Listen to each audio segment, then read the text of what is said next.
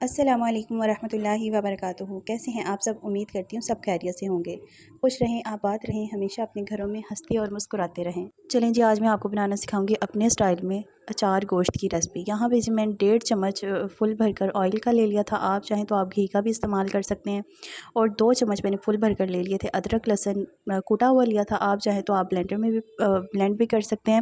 اور یہاں پہ میرے پاس 3 پاؤ بیف تھا، اس کو میں نے اچھی طرح سے واش کر لیا تھا۔ اب ہم اس کو اچھی طرح سے جب تک کہ خوشبو آنا نہیں سٹارٹ ہو جاتی اور اچھی طرح سے اس کا کلر چینج نہیں ہو جاتا، مطلب کہ 20 سے 15 منٹ کے لیے آپ نے اس کو میڈیم فلیم پہ اچھے سے فرائی کرنا ہے۔ یہاں پہ جی میں نے میکسیمم اس کو 15 منٹ کے لیے کوک کیا تھا میڈیم فلیم پہ۔ اس کے بعد ہم بیسک اسپائسیز ایڈ کر دیں گے۔ یہاں پہ میں نے 2 چمچ لیے تھے اچار گوشت مسالہ کے، ہلدی پاؤڈر لیا تھا، نمک لیا تھا، لال مرچ پاؤڈر لیا تھا، اور آپ نے اپنی مرضی کے اکارڈنگ اس میں اسپائسیز ایڈ کرنے ہیں جو آپ کھانا پسند کرتے ہیں، اور جتنا آپ تیکھا کھانا پسند کرتے ہیں اس اپنی ٹیسٹ کے اکارڈنگ آپ نے اس میں اسپائسیز ایڈ کرنے ہیں۔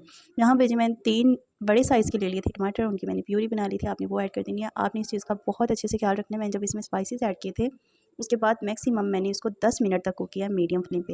آپ نے اس کو بہت اچھے سے ٹائم دینا ہے جب آپ نے اس میں اسپائسیز ایڈ کرنے ہیں، تو جی آپ نے اس کو بہت اچھے سے کوک کرنا ہے تاکہ ہمارے جو اسپائسیز ہیں ان کی کچا کچا ٹیسٹ بھی نہ آئے اور ان کی اسمیل بھی نہ آئے۔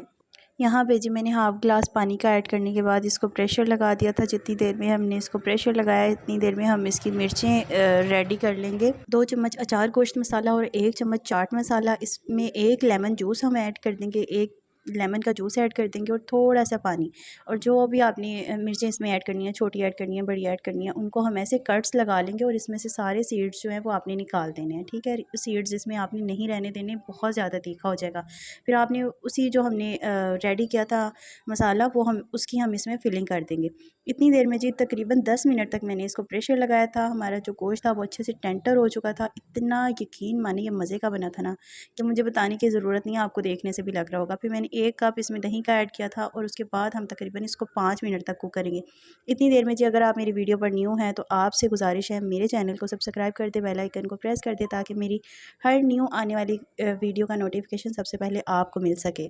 اچھا جی، دہی ڈالنے کے بعد ہم اس کو اچھے سے اس کو کوک کرنا ہے میڈیم فلیم پہ۔ ہائی فلیم آپ کی نہیں ہونی چاہیے، آپ کا جو مسالہ ہے وہ جل سکتا ہے، اس میں سے جلنے کی اسمیل آ سکتی ہے۔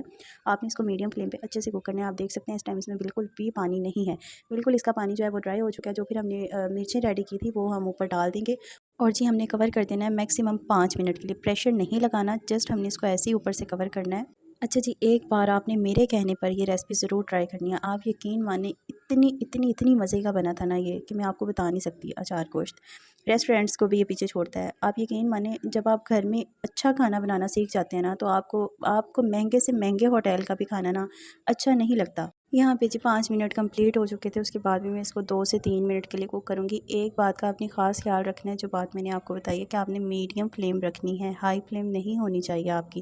دیکھیں میں یہاں پہ تقریباً 15 سے 20 منٹ سے اس کو کوک کر رہی ہوں، لیکن آپ کو کہیں سے بھی میرا جو مسالہ ہے وہ نیچے لگا ہوا نہیں نظر آئے گا۔ یہ تھی جی اچار گوشت کی فائنل لک۔ یقین مانے جتنا یہ دیکھنے میں مزے کا لگ رہا ہے نا، اس سے کہیں زیادہ یہ کھانے میں مزے کا تھا۔ اگر آپ کو ویڈیو اچھی لگی ہو تو سبسکرائب کرنا، بیل آئیکن کو پریس کرنا، اور اچھے سے کمنٹس کرنا نہ بھولیے گا۔ اوکے جی، ملتے ہیں نیکسٹ مزیدار سی ریسپی کے ساتھ۔ اوکے جی، اللہ حافظ۔